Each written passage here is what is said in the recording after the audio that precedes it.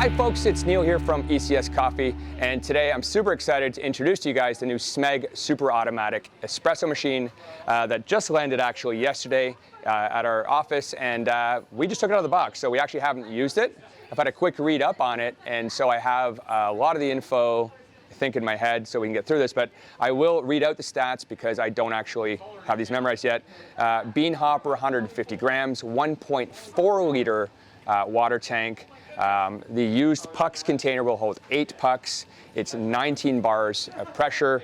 It's a thermoblock heating system, and there's only one temperature. There's no temperature settings on this.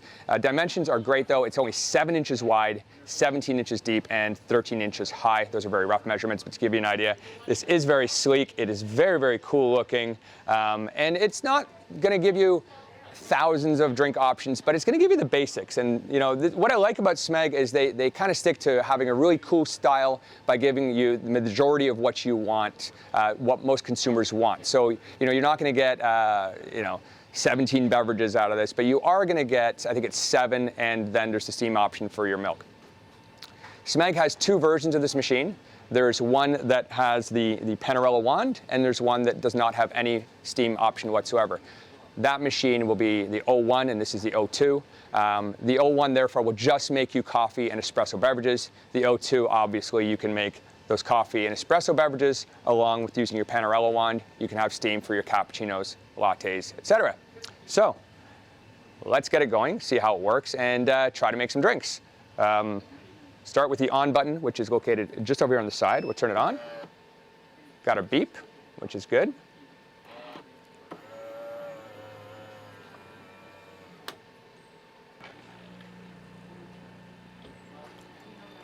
So it's done itself a rinse cycle since it's turned itself on. So the machine, I believe, is now ready to go, which is great. Neat thing about these machines is that, let's actually pour this in here for now, because I'm going to need this glass in a bit. Neat thing about this machine is that Smeg's known for their 50s sort of styling, if you see their kettles and their toasters and stuff. To me, this feels a little more 60s in style. That's my opinion on this. It feels a little more 60s in style. It's got this really nice brushed stainless front, and the colors are matte. So we have the matte red, there's a matte white, a matte black, and then a beigey taupey champagne color as well as the 4 options. And so you get the 4 color options, all have the stainless front, and then you've got the 2 models, one with the Panorella, one without. So we do have 4 buttons on the top, as well as the power, this secondary button. And Jack, you want to get a close shot on this here. If I press this top button here, you may notice the color has changed to orange. So I can go, this is your first 4 options, and then this is your second 4 options. And what those options are, the primary options are going to be ristretto coffee, espresso coffee, and then hot water. And then if we press this here, we're going to get a light ristretto coffee. Sorry, try to say that 3 times. Light ristretto coffee, light espresso coffee, a long coffee, and then this is for your steam function. So this just takes you back and forth in between the 2 to get yourself your beverages. On the top here, we have some alarms that light up. So pretty basic user interface here. An empty water tank light is the first one. We have an empty beans container as the second one here. This third light will light up when your pucks are full. I mean your used pucks are full or the container's out. And the fourth one means that the brewer is not set properly. The 5th light is your D scale. Before we get into making the drinks, a couple of things that I do like about this machine, and it's kind of the first one I've seen like this. The drip tray actually removes without having to remove the dregs container. Usually they all come out in one piece, and that gives you a larger drip tray typically. But I actually like this because sometimes you just want to get on with your drink and get it going. The other thing with this brewer is on the side, we have access to the actual brewing mechanism. Now I'm not sure how many grams this will do per puck. I'm not sure what the capacity is in that, and we should probably find that out and put it up there. But you do have access to clean this out. It goes in and out. Different design than what we're used to with the European ones, but pretty solid looking. And the machine feels solid. It feels pretty solid. You've got your 150 gram coffee bean container here. There's no bypass, and you've got your grinder adjustment right on the top here. And again, here's your water tank at the back. So there we go. So we're going to try and make ourselves a drink, and I'll show you guys after that quickly how to program them as well. So let's just get ourselves a short espresso glass, and we'll go from there. So we're going to make ourselves just whatever factory setting is for the ristretto coffee, and then we'll do an espresso, then we'll do a coffee. Let's just see what their factory setting. I'll show you guys our program as well. So let's just start with the ristretto in the main menu and see what happens. This goes fairly high, up and down. Nice thing too is you could actually, for a taller cup, because the drip tray comes out, you could actually have a much taller mug here, which is really beneficial for travel mugs, kind of like that.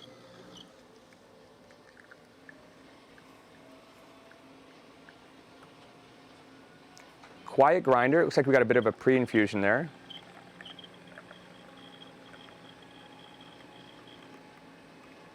And then we've got our ristretto. Seems like a decent sized shot for a ristretto, right off factory. Seems pretty good. It's a little light for my liking, but a little light for my liking.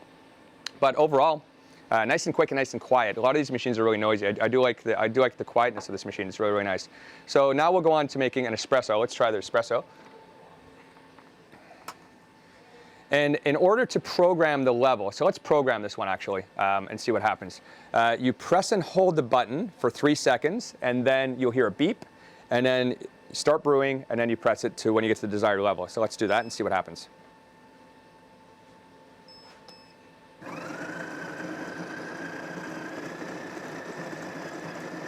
Some people like a 2-ounce espresso, some like a 1.5 ounce. So you can preset that to what you want. And I really like how nice and quiet this is.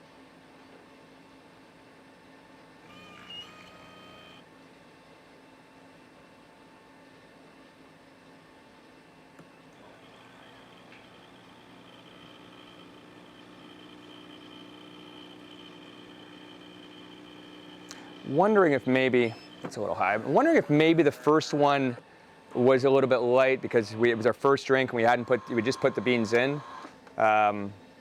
But we got a nice, really, really nice crema. I'm not sure if you can pick that up, but that's a really nice crema on that espresso. Let's see. That's much better. Much, much better. Got a nice crema on the top.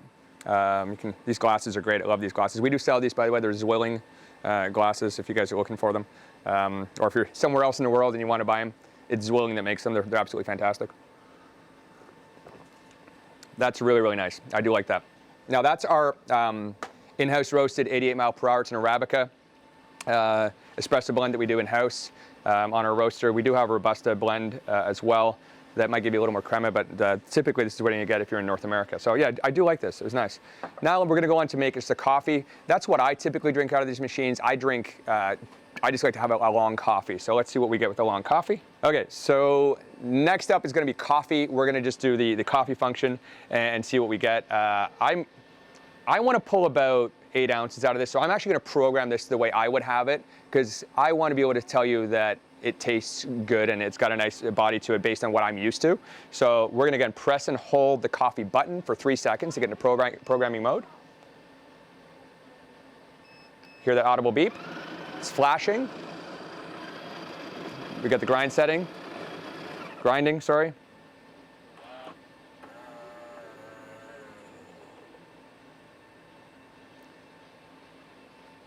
Now, we're in the primary mode for coffee. If I get into the secondary menu, secondary mode, there is one called long coffee. So I imagine that's probably so you could have a short or a long, but I'm programming this one to long, just A, to show you guys how to program it, and B, because that's the way I like my stuff. So not a lot of strength features. I said you get the regular and then you get the light options. That's about it. No temperature settings, just the one temperature setting. But again, from a price point perspective, from a size perspective, to me this is a pretty solid machine so far for what it's going to cost you versus some of the other guys in the market. So I'm starting to get a little bit light.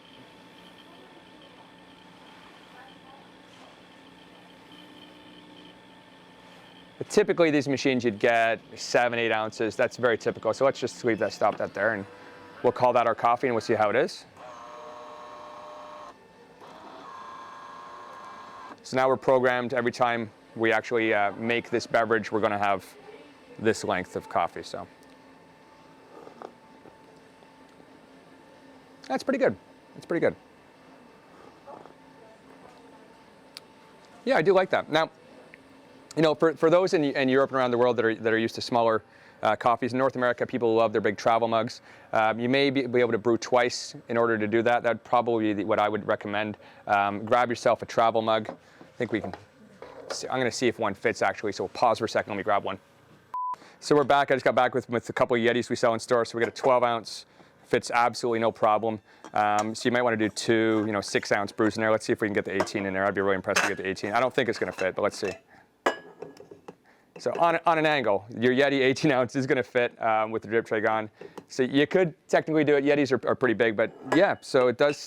This is kind of a neat feature because most do not allow you to remove the drip tray. So I do like that. So a few programming tips for this machine. If you want to turn off the acoustic signal, you're going to press this key here, which is your second button in, and the main button that takes you from the first menu to the second. You're going to hold those for 3 seconds. And it's going to take off your acoustic sound, and then we're going to do that again. And now our acoustic sound's back on. You can set the water hardness. To do that, you're going to do this first button here with this guy for 3 seconds.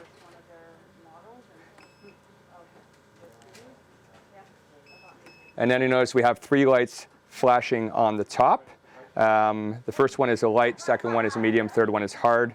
So what we want to do to move over, we're going to press this guy. That's hard water setting. That's light, that's medium, and then in order to save that, we're going to press that button again for 3 seconds with the other button, and it's going to save it. So that's what you're doing there. And then finally, we have a manual rinse if you want to do a manual rinse. In order to do a manual rinse for this machine, we're going to press the main mode button here along with steam for 3 seconds.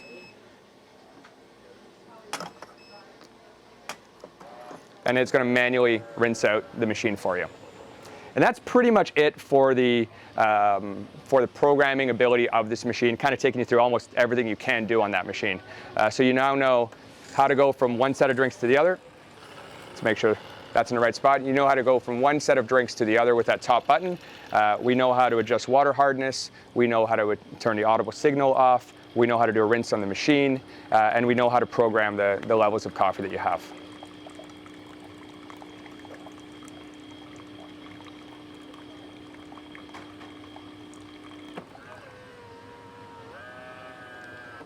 Now our rinsing is done, it looks like. And we're back and ready to go. Okay, so if you're off to, if you want to try the hot water, remember that first button here is for your hot water. But to get your steam going, we want to press our top mode button, which changes the menu to orange. And then what we do is we press the steam button, and it's going to flash. And when it's ready to go, it's going to be solid. And at that point, we can start our steaming with our Panarella.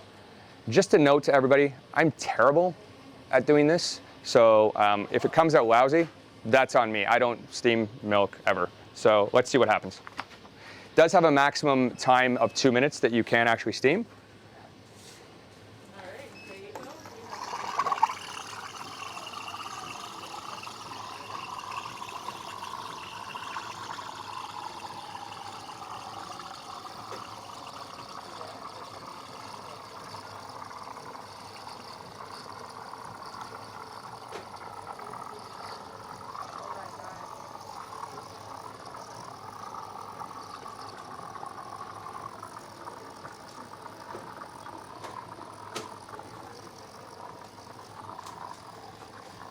Actually got a bit of a vortex going there, which is pretty good. We are actually pretty topped up on the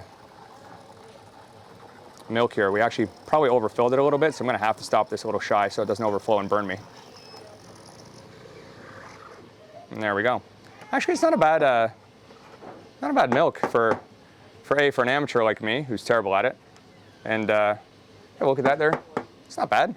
We'll do our espresso on top and see what we got. I mean, we're not going to get latte art, but It's not bad. Got a bit of foam there. Probably poured a little too much in because if I want to put espresso in there, I'm not going to be able to. So let's do that. And we'll... Nice thing though, if you recall from before, is that this will actually fit. And then we're going to throw ourselves an espresso on top. Let's see what we got. Something else I didn't realize, it has a light. That's kind of neat.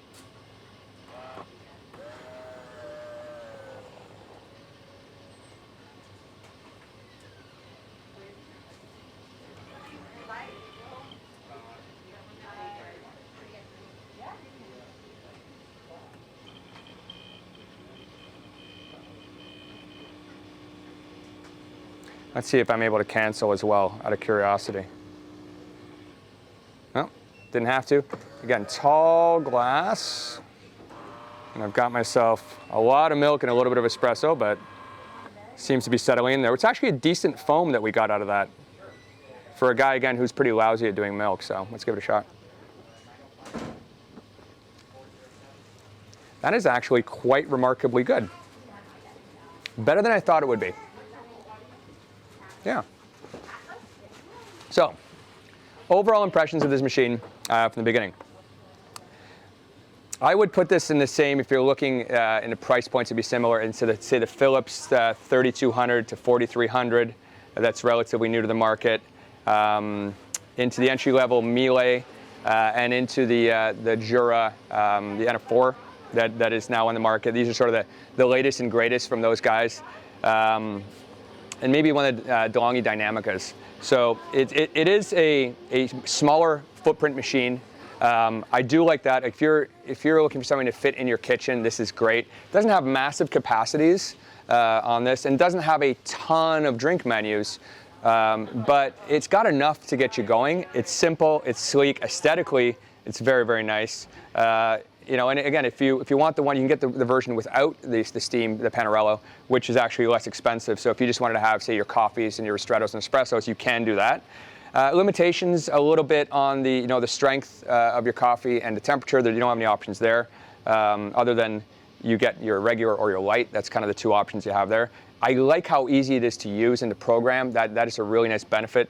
I find that some of the newer things, newer models from other competitors with touchscreens and such become a little. It's almost overkill in programming for the average person. So if you're a fan of Smeg and you want well, it looks like a pretty solid machine. Again, we don't know longevity because it is new to the market, but if you want a pretty solid machine that makes a pretty good cup of coffee, and again, pretty good milk for a guy who can't do milk, it's pretty simple. I actually like it a lot. So we'll find out in time how long it lasts and how great it is. Smeg products have been pretty successful for us here at ECS from their coffee machines and kettles and toasters and such. So we're excited to have this in the lineup. If you want to see it in action and you're close to Burlington or Ancaster in Ontario, Canada, come on by. We'll make you a coffee. Otherwise, if you're somewhere else in the world, we thank you for watching. Appreciate it if you give us a subscribe and a thumbs up like to this video. And we do hope to see you guys next time. Take care.